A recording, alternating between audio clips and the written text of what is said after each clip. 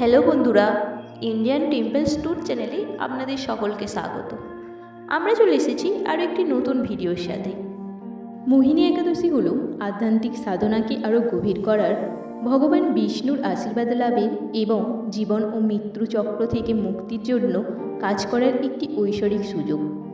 আন্তরিক উপবাস পালন, প্রার্থনার অংশগ্রহণ এবং দান ইত্যাদির মাধ্যমে ভক্তরা কেবল অতীতের পাপ থেকে মুক্তি পেতে পারেন না, বরং ঐশ্বরিক করুণা ও আনন্দও অর্জন করতে পারেন। ভগবান শ্রীকৃষ্ণ নিজেই যুধিষ্ঠিরকে ঘোষণা করেছিলেন, পূর্ণ নিষ্ঠার সাথে মোহিনী একাদশী পালন করলে মানুষের বোধগম্যতার বাইরেও পূর্ণ লাভ হয়। এই পবিত্র উপলক্ষ সকলের জন্য আধ্যাত্মিক জাগরণ, আনন্দ এবং পরিপূর্ণতা বয়ে আনুক। মোহিনী একাদশী পালনের উপকারিতা: সমস্ত রকম পাপ এবং নেতিবাচক কর্ম ধুয়ে দেয়, জীবনে শান্তি, সমৃদ্ধি এবং সম্পৃক্তি বয়ে আনে, মানসিক স্বচ্ছতা, ইচ্ছাশক্তি এবং নিষ্ঠাকে শক্তিশালী করে, ধার্মিক ইচ্ছা পূরণ করে, মুক্তি অর্জন করতে সাহায্য করে। মোহিনী একাদশীর কিংবদন্তি সমুদ্রমন্থনের গল্পের সাথে ঘনিষ্ঠভাবে জড়িত। হিন্দু পুরাণ অনুসারে সমুদ্রমন্থনের সময় দেবতা এবং অসুররা অমৃত লাভের জন্য লড়াই করেছিলেন। অসুরদের অমৃত লাভ থেকে বিরত রাখার জন্য ভগবান বিষ্ণু মোহিনী রূপ ধারণ করেছিলেন, যিনি অতুলনীয় সৌন্দর্যের এক ঐশ্বরিক মন্ত্রমুগ্ধী। তার মোহময় আকর্ষণে মুগ্ধ হয়ে অসুররা বিচলিত হয়ে পড়ে। মোহিনীকে কেবল দেবতাদের মধ্যে অমৃত বিতরণ করার অনুমতি দেয়। এইভাবে ভগবান বিষ্ণু অশুভ শক্তির উপর ঐশ্বরিক শক্তির বিজয় নিশ্চিত করেছিলেন। এই ঐশ্বরিক কাজটি অধর্ম এবং ধর্মের শ্রেষ্ঠত্বের উপর জোর দেয়, যা মোহিনী একাদশীকে বিজয় এবং ঐশ্বরিক করুণার দিন করে তোলে। বছরের শ্রেষ্ঠ একাদশী হল মোহিনী একাদশী।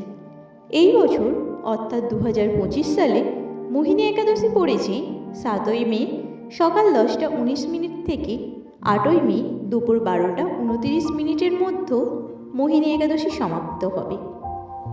উদয়া তিথি অনুযায়ী 8ই মে মোহিনী একাদশীর ব্রত পালিত হবে। 9ই মে মোহিনী একাদশীর ব্রত পালন করা যাবে।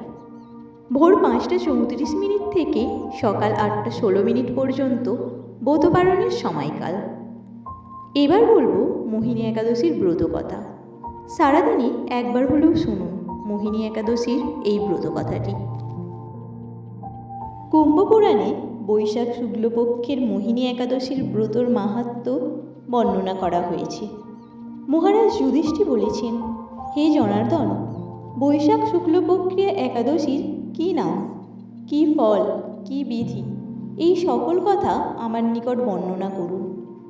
উত্তরে ভগবান শ্রীকৃষ্ণ বলেছেন, হে ধর্মপুত্র, আপনি আমাকে যে প্রশ্ন করেছেন, পূর্বে শ্রী রামচন্দ্র বশিষ্ঠের কাছে এই একই প্রশ্ন করেছিলেন।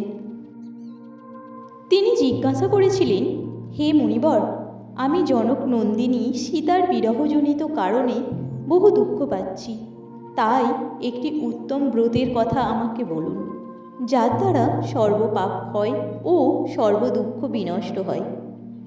এই কথা শুনে বশিষ্ঠ বললেন, হে রামচন্দ্র, তুমি উত্তম প্রশ্ন করেছ। যদিও তোমার নাম গ্রহণেই মানুষ পবিত্র হয়ে থাকে, তবুও লোকের মঙ্গলের জন্য তোমার কাছে সর্বশ্রেষ্ঠ ও পরম পবিত্র একটি ব্রতের কথা আমি বলবো। বৈশাখ মাসের শুক্লপক্ষিয়া একাদশী মোহিনী নামে প্রসিদ্ধ। এই ব্রতের প্রভাবে মানুষের সকল পাপ, দুঃখ ও মোহজাল অচিরেই বিনষ্ট হয়। তাই মানুষের উচিত সকল পাপ ক্ষয়কারী ও সকল দুঃখ বিনাশী এই একাদশীর ব্রত পালন করা। একাগ্রচিত্তে তার মহিমা তুমি শ্রবণ করো। এই কথা শ্রবণ মাত্রেই সমস্ত পাপ বিনষ্ট হয়। বহুযুগ আগে পবিত্র সরস্বতী নদীর তীরে ভদ্রাবতী নামে সুন্দর একটি নগরী ছিল। চন্দ্রবংশজাত ধৃতিমান নামে এক রাজা সেখানে রাজত্ব করতেন। সেই নগরীতেই ধনপাল নামে এক বৈশ্য বাস করতেন। তিনি ছিলেন পুণ্যকর্মা ও সমৃদ্ধশালী ব্যক্তি। তিনি নলকূপ, জলাশয়, উদ্যান, মঠ ও গৃহ ইত্যাদি নির্মাণ করে দিতেন। তিনি ছিলেন বিষ্ণু ভক্তিপরায়ণ ও শ্রান্ত প্রকৃতির মানুষ। সুমনা, দ্রুতিমান, মেধাবী, সুকৃতি ও ধৃষ্টবুদ্ধি নামে তার 5 জন পুত্র ছিল। পঞ্চম পুত্র ধৃষ্টবুদ্ধি ছিলেন অতি অত্যাচারী। তিনি সর্বদা পাপ কার্যে লিপ্ত থাকতেন। লাম্পট ও দ্রুতক্রিয়া প্রভৃতি পাপে তিনি অত্যন্ত আসক্ত ছিলেন। দেবতা, ব্রাহ্মণ ও পিতামাতার সেবায় তার একেবারে মতি ছিল না। তিনি অন্যায় কার্যে রত, দুষ্ট স্বভাব ও পিতৃধন ক্ষয়কারক ছিলেন। সবসময় তিনি অভক্ষ, ভক্ষণ ও সুরাপানে মত্ত থাকতেন। পিতা ধনপাল একদিন রাস্তা দিয়ে যাচ্ছিলেন। হঠাৎ তিনি দেখতে পেলেন ধৃষ্টবুদ্ধি এক মহিলার সঙ্গে নিঃসংকোচে ঘুরে বেড়াচ্ছেন। তার নির্লজ্জ পুত্রকে এইভাবে দেখে তিনি অত্যন্ত মর্মাহত হলেন। এই কুস্বভাব দর্শনে ক্রুদ্ধ হয়ে তিনি তাকে বাড়ি থেকে বের করে দিলেন। তার আত্মীয় স্বজনও তাকে পরিত্যাগ করলেন। তিনি তখন নিজের অলংকার বিক্রি করে জীবনযাপন করতেন। কিছুদিন এইভাবে চলার পর অর্থাভাব দেখা দিল। ধনহীন দেখে সেই সব মহিলারাও তাকে ত্যাগ করলেন। অন্নবস্ত্রহীন ধৃষ্টবুদ্ধি ক্ষুধা তৃষ্ণায় অত্যন্ত কাতর হয়ে পড়লেন। অবশেষে নিজের রাজ্যেই তিনি চুরি করতে লাগলেন। একদিন রাজপ্রহরী তাকে বন্দি করলেন, কিন্তু পিতার সম্মানার্থে তাকে মুক্ত করে দিলেন। এইভাবে বার কয়েক তিনি ধরা পড়লেও ছাড়া পেলেন, কিন্তু তবু চুরি বন্ধ করলেন না। তখন রাজা তাকে কারাগারে বদ্ধ করে রাখলেন। বিচারে তিনি কশাঘাত ভোগ করলেন। কারাগারের পর অন্যান্য উপায় ধৃষ্টবুদ্ধি বনে প্রবেশ করলেন। সেখানে তিনি পশু পাখি বধ করে তাদের মাংস ভক্ষণ করে অতি দুঃখে পাপময় জীবনযাপন করতে লাগলেন। দুষ্কর্মের ফলে কেউ কখনো সুখী হতে পারে না। ধৃষ্টবুদ্ধিও তাই দুঃখ শোকে জর্জরিত হলেন। এইভাবে অনেক দিন অতিবাহিত হল। কোনো পুণ্য ফলে হঠাৎ একদিন তিনি কৌণ্ডিল্য মুনির আশ্রমে উপস্থিত হলেন। বৈশাখ মাসে ঋষিবর গঙ্গা স্নান করে আশ্রমের দিকে ফিরছিলেন। শোকাকুল ধৃষ্টবুদ্ধি তার সামনে উপস্থিত হলেন।